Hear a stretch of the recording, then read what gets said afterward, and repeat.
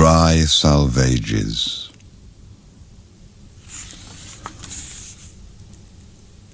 I do not know much about gods, but I think that the river is a strong brown god, sullen, untamed, and intractable, patient to some degree, at first recognized as a frontier, useful, untrustworthy, as a conveyor of commerce, then only a problem confronting the builder of bridges. The problem once solved, the brown god is almost forgotten by the dwellers in cities. Ever, however, implacable, keeping his seasons and rages, destroyer, reminder of what men choose to forget. Unhonored, unpropitiated by worshippers of the machine, but waiting, watching and waiting. His rhythm was present in the nursery bedroom, in the rank ailanthus of the April dooryard, in the smell of grapes on the autumn table, and the evening circle in the winter gaslight. The river is within us. The sea is all about us. The sea is the land's edge also. The granite into which it reaches, the beaches where it tosses its hints of earlier and other creation, the starfish, the horseshoe crab, the whale's backbone, the pools where it offers to our curiosity the more delicate algae and the sea anemone. It tosses up our losses, the torn seine, the shattered lobster pot, the broken oar, and the gear of foreign dead men. The sea has many voices, many gods, and many voices. The salt is on the briar rose, the fog is in the fir trees. The sea howl and the sea yelp are different voices, often together heard, the whine in the rigging, the menace and caress of wave that breaks on water, the distant rote in the granite teeth, and the wailing warning from the approaching headland are all sea voices, and the heaving groaner rounded homewards, and the seagull.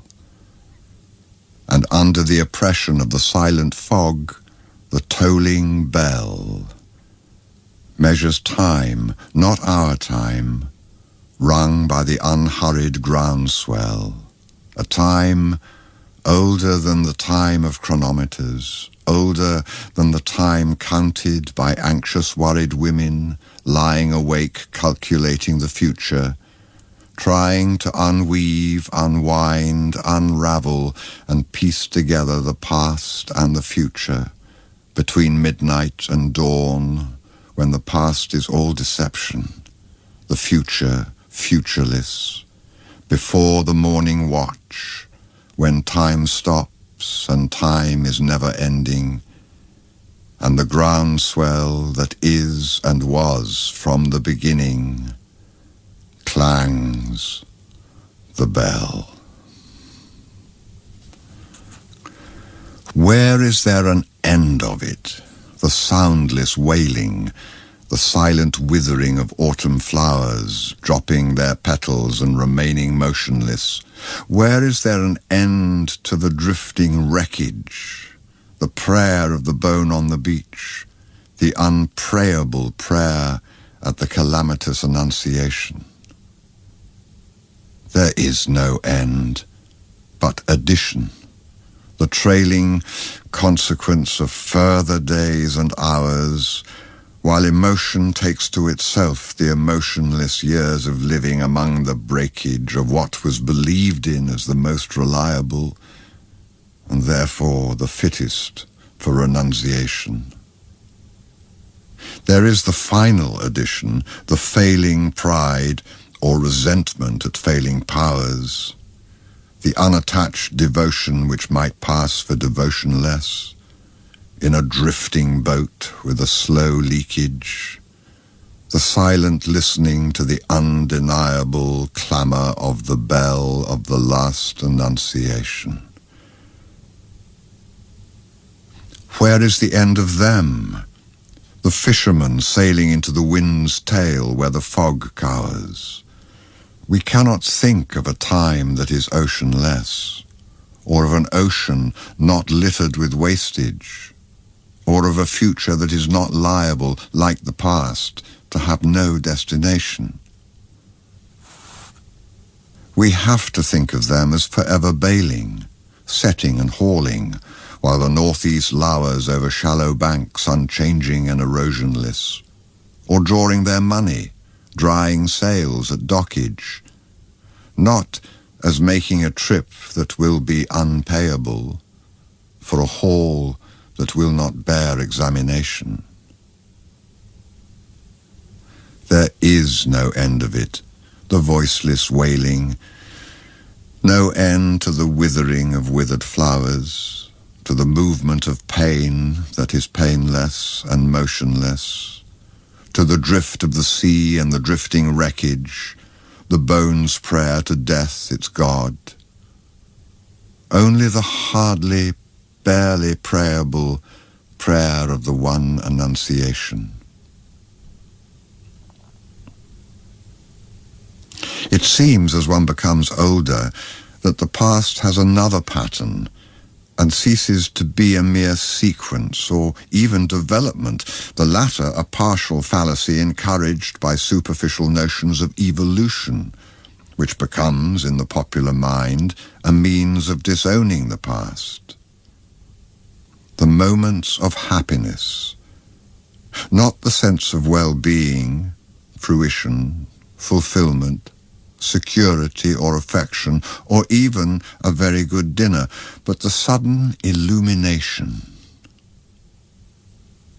We had the experience but missed the meaning, and approach to the meaning restores the experience in a different form, beyond any meaning we can assign to happiness. I have said before that the past experience, revived in the meaning, is not the experience of one life only, but of many generations, not forgetting something that is probably quite ineffable, the backward look behind the assurance of recorded history, the backward half-look over the shoulder towards the primitive terror. Now, we come to discover that the moments of agony, whether or not due to misunderstanding, having hoped for the wrong things or dreaded the wrong things is not in question, are likewise permanent, with such permanence as time has. We appreciate this better in the agony of others, nearly experienced, involving ourselves, than in our own. For our own past is covered by the currents of action, but the torment of others remains an experience unqualified, unworn by subsequent attrition. People change and smile, but the agony abides. Time the destroyer is time the preserver. Like the river, with its cargo of dead Negroes, cows, and chicken coops. The bitter apple, and the bite in the apple, and the ragged rock in the restless waters. Waves wash over it, fogs conceal it. On a halcyon day it is merely a monument. In navigable weather it is always a sea mark to lay a course by. But in the sombre season, or the sudden fury, is what it always was. I sometimes wonder if that is what Krishna meant, among other things.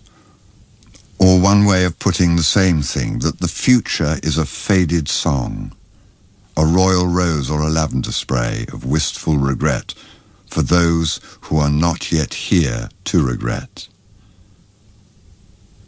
Pressed between yellow leaves of a book that has never been opened, and the way up is the way down, and the way forward is the way back. You cannot face it steadily, but this thing is sure, that time is no healer. The patient is no longer here. When the train starts and the passengers are settled to fruit, periodicals and business letters, and those who saw them off have left the platform, their faces relax from grief into relief to the sleepy rhythm of 100 hours. Fare forward, travellers, not escaping from the past into different lives or into any future. You are not the same people who left that station or who will arrive at any terminus. While the narrowing rails slide together behind you, and on the deck of the drumming liner, watching the furrow that widens behind you, you shall not think the past is finished or the future is before us. At nightfall, in the rigging and the aerial, is a voice descanting, though not to the ear, the murmuring shell of time, and not in any language. Fare forward, you who think that you are voyaging. You are not those who saw the harbour receding, or those who will disembark. Here, between the hither and the farther shore, while time is withdrawn, consider the future and the past with an equal mind. At the moment which is not of action or inaction, you can receive this. On whatever sphere of being the mind of a man may be intent at the time of death, that is the one action, and the time of death is every moment, which shall fructify in the lives of others. And do not think of the fruit of action. Fare forward. O voyagers, O seamen, you who come to port, and you whose bodies will suffer the trial and judgment of the sea, or whatever event, this is your real destination.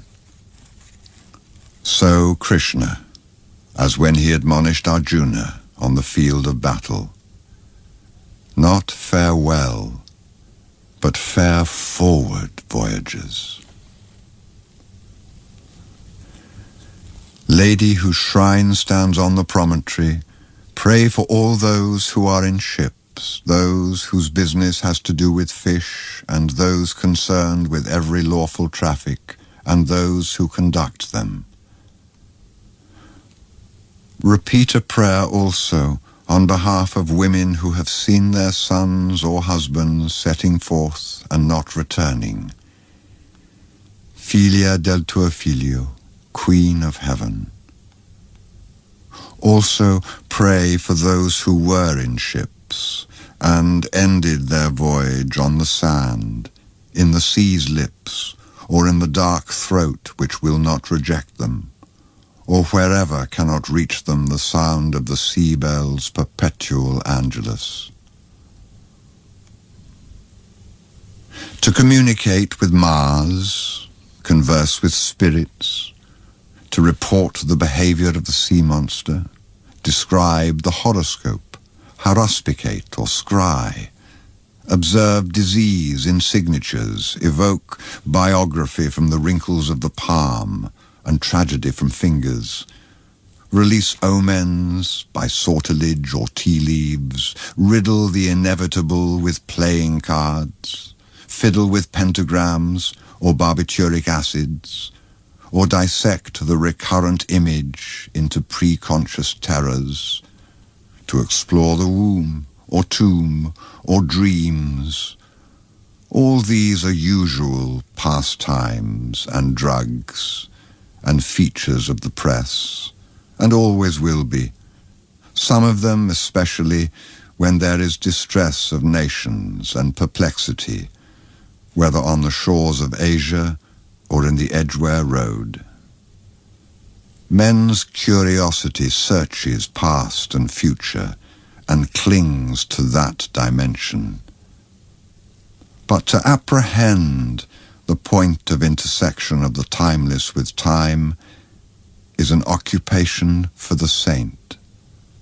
No occupation either, but something given and taken in a lifetime's death in love, ardour, and selflessness, and self-surrender. For most of us, there is only the unattended moment, the moment in and out of time, the distraction fit, lost in a shaft of sunlight, the wild time unseen, or the winter lightning, or the waterfall, or music heard so deeply that it is not heard at all, but you are the music while the music lasts. These are only hints and guesses, hints followed by guesses, and the rest is prayer, observance, discipline, thought and action. The hint half guessed, the gift half understood, is incarnation. Here the impossible union of spheres of existence is actual. Here the past and future are conquered and reconciled. Where action were otherwise movement of that which is only moved and has in it no source of movement, driven by demonic, chthonic powers. And right action is freedom from past and future also.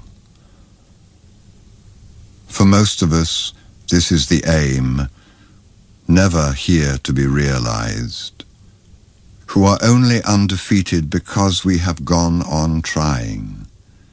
We, content at the last, if our temporal reversion nourish not too far from the yew tree the life of significant soil.